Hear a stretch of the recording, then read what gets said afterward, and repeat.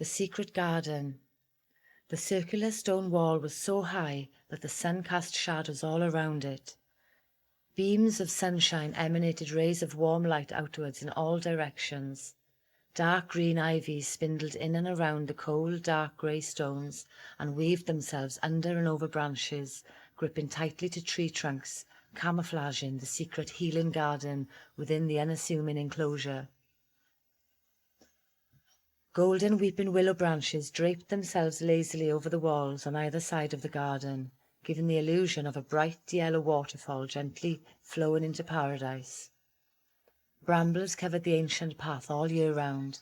Huge juicy blackberries provided food from late summer to beginning of autumn. Blossom flowers filled the air with their sweet aroma in the spring, the fragrance of honeysuckle in winter. Nature's medicine is all we need to stay healthy. The animals only ate what they needed, except for some creatures who were fueled by greed and selfishness.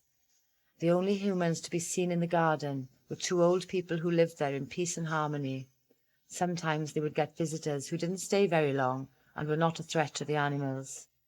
The postwoman delivered letters there on some days and was always very careful not to disturb anyone or anything.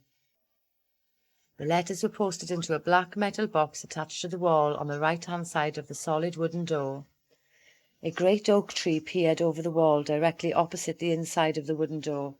Unless you had a way of looking over the wall into the garden, you would never know or imagine what is inside. Only a select few decent humans and some species of animals know the secrets and ways of the garden.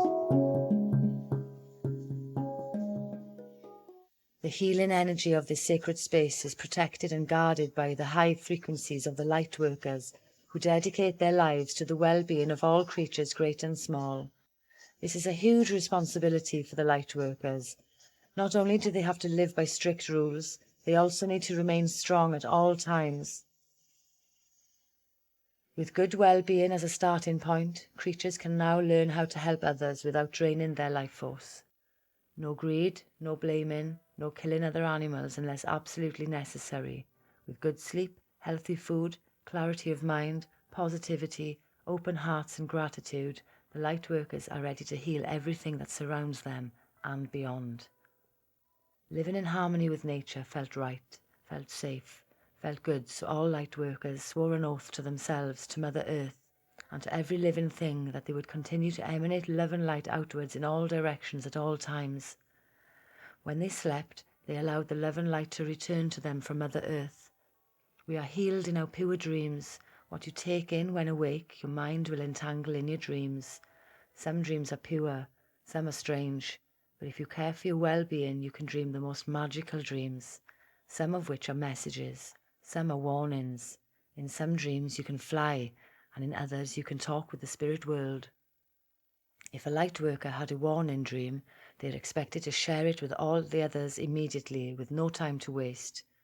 These dreams could save a life and are to be taken seriously. If only Bright Eyes had known this. Her raccoon dream was a vision. It was a warning dream, but Bright Eyes didn't know, as she was too tired, hungry, and self-absorbed to trust in herself and her dreams. The blue toxic spray had poisoned her lungs. The talon scar reminded her of her broken heart.